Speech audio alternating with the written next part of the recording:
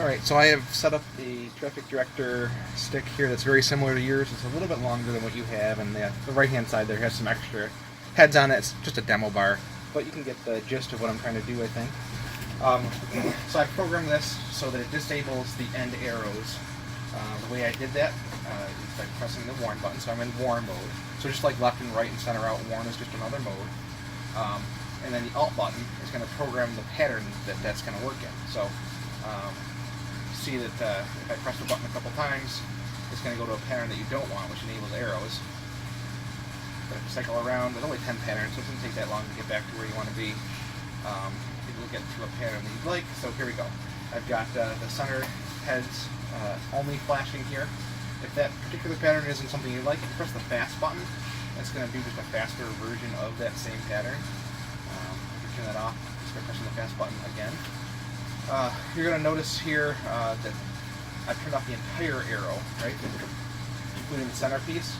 And that's not something I control through software. That's controlled by hardware. These three heads are actually all wired together inside the bar.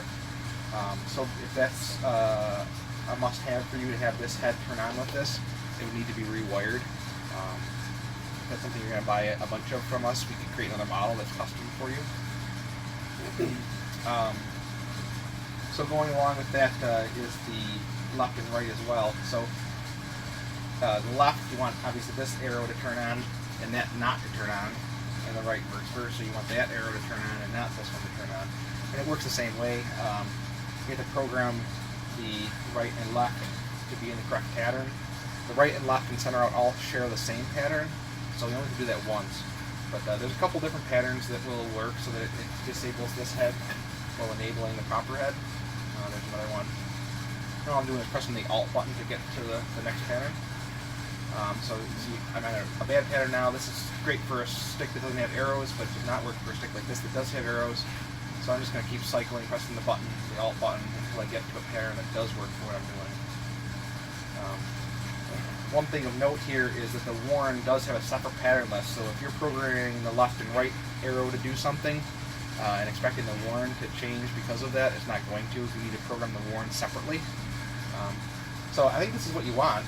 So we've got warn here, which is only controlling the center section, and then left, which is only controlling the proper arrows. If that's not what works for you, then we can try to figure something else out.